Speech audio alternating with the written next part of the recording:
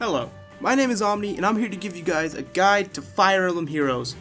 If you're a newcomer to this game, now is a better time than ever to get into the game. Why? Because there's a lot of new things that have been ironed out with recent patches, new banners, and a bunch of new things that Intelligent Systems has added to this game. I'm here to give you guys some tips and tricks in order to increase your experience with this game. The first tip I can give you guys, sign in daily. By signing in daily, you will get a bunch of free rewards that you can use to help boost your chances of getting better heroes and making them stronger. I already signed in today, but today was a special day as we ended up getting a bunch of rewards such as orbs, feathers, and a stamina potion because they give you that once in a weekly rotation. Kinda nice. Now, once you get some orbs saved up, I would say the most important thing you can do is summon. It's going to be your best way of getting new heroes, and there are constantly going to be banners that are shuffled out throughout the weeks. The best advice I can give you for this is keep in mind who you want. Look at a banner and say, who do you want? If you don't want anyone from them, that's fine. Save your orbs and wait for another banner until you get a hero that you want. This is something very important, as if you just spend your orbs blindly, you'll probably be getting a little too invested into this game, and that can only hurt your wallet, and that's the last thing that needs to get harmed. Just keep in mind that when summoning for units come in 4 different types: red, blue, green, and colorless, as you can see by all these units here. Every single type of unit falls into this category. What do they all mean?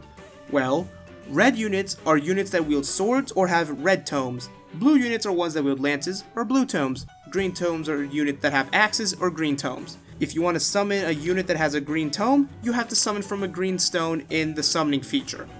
Colorless is the one oddball of the group.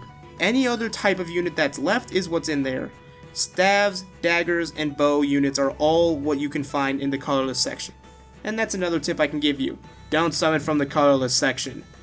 This is typically known as the void amongst many players and heroes. Why? Because colorless stones often yield units that are just very weak.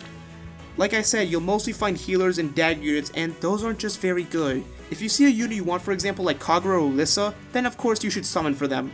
However, if you're just hoping to get something good from them, I would just say avoid them. Another tip I can give you when summoning, summon only on the stones for the character you want. Say for example, you wanted to summon Lyn on this banner for example. Lyn is an archer in this banner, therefore she is a colorless unit.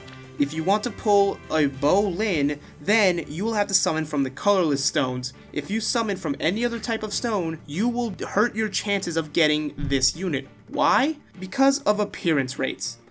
There is always a chance for you to get a 5-star unit, and it's not guaranteed that you will get the 5-star unit you want. If you end up summoning from things like redstones when you wanted a blue unit, well, you might end up getting a 5-star and it'll hurt your rate. Just know that for every 5 summons that you do, your appearance rate for a 5-star will increase by 0.25%. This will keep occurring until you inevitably summon a 5-star or just give up. Keep this in mind when summoning for units. Keep summoning consistently, and if you do a good job saving your orbs, you'll get the units that you want. Next, I'll go over one of the most complicated mechanics about Fire Emblem Heroes: skills. If you hit the Allies button and go to Learn Skills, you will see that all of your units have a plethora of skills they can learn. Now, not all units are made equal, and some units will have vastly different skills compared to others.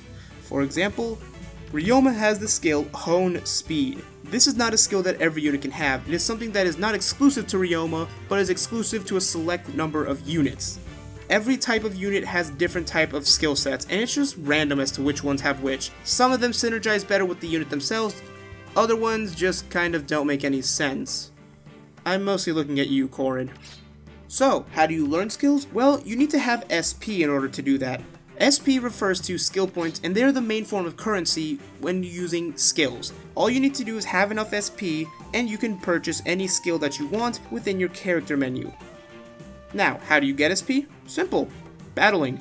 By doing things like the main story, training tower, any type of other thing here, you will gain SP for combat. How much you gain depends on the enemy. If you fight weaker enemies, you'll gain less SP, but go for bigger challenges and you'll be rewarded with lots of SP. The best method for farming SP is to do the chain challenges, specifically the normal one for chapters 1 and 2 that are conjoined.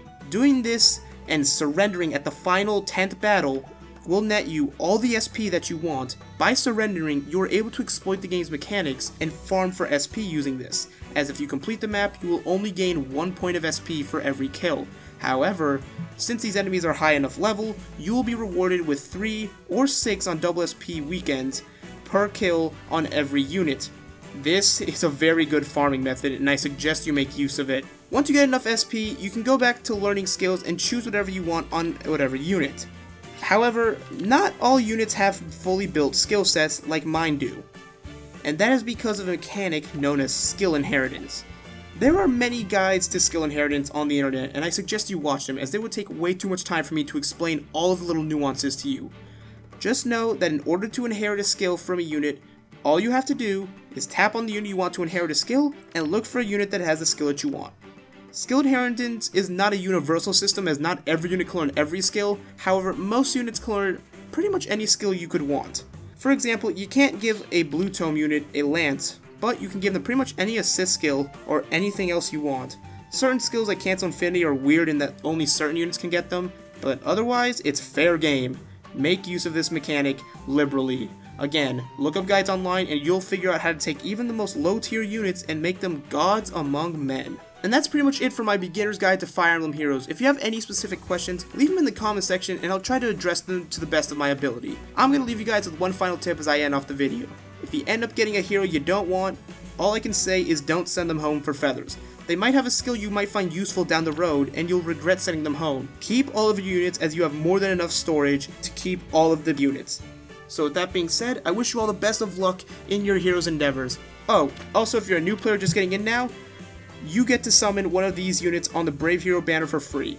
Make use of this while this banner's still here. These units are powerful. Anyways, I'm gonna get up out of here. Happy summoning.